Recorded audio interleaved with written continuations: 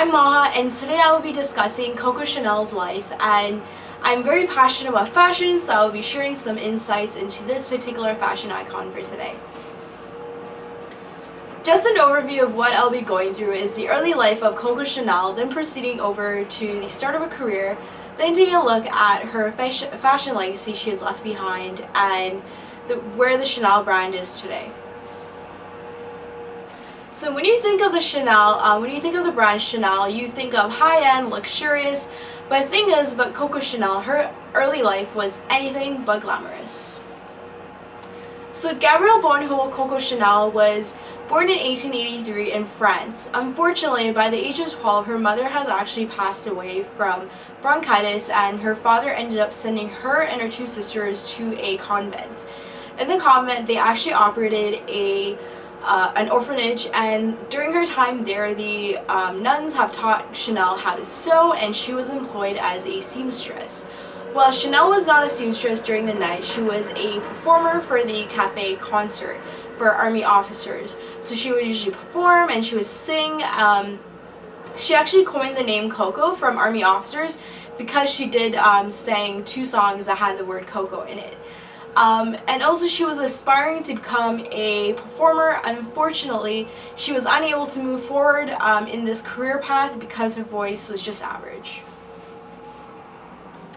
So now let's take a look at the start of Chanel's career and how she was able to transform it into a multinational brand to what it is today. So in the beginning, she was a seamstress for Etienne Balsan, a very wealthy man who was known to provide uniforms to army officers. She then had an affair with Etienne Balsan's friend, Captain Arthur Edwards, Boy Capel, and he financed Chanel's apartments and boutiques. Both of these men were key players because they both financed her fashion ventures. Eventually, she started designing many clothes and hats in these boutiques, and her brand actually has taken off when a theater actress was spotted wearing one of her hats and was also photographed in it. So her fashion legacy, we get a chance to see why she was so revolutionary at the time, how she was able to differentiate herself, and why this brand is so relevant today. So Chanel actually differentiated herself by introducing very unusual fabric choices. For instance, a jersey dress. The material jersey was usually used in men's undergarments, such as underwear.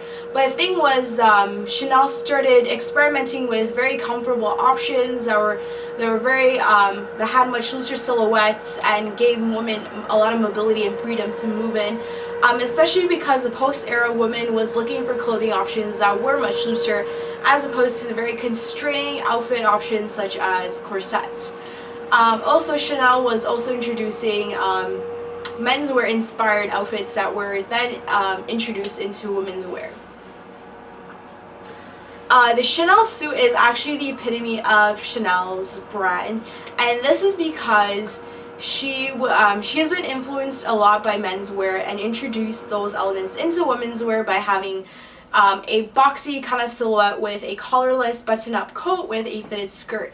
The reason why the Chanel suit has taken off was because women in the 1920s were looking to maintain an independent lifestyle, especially when men started coming back from the war. And this Chanel suit was one of the few options that allowed women to pursue their professional goals, and this was one of the few options that they can wear.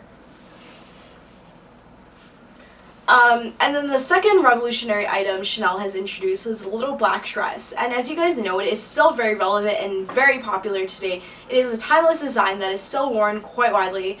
Back in the days, Chanel has actually challenged the norms, and it was because the color black was always associated to mourning, but she challenged those norms and made it appropriate and wearable, especially in the evening wear.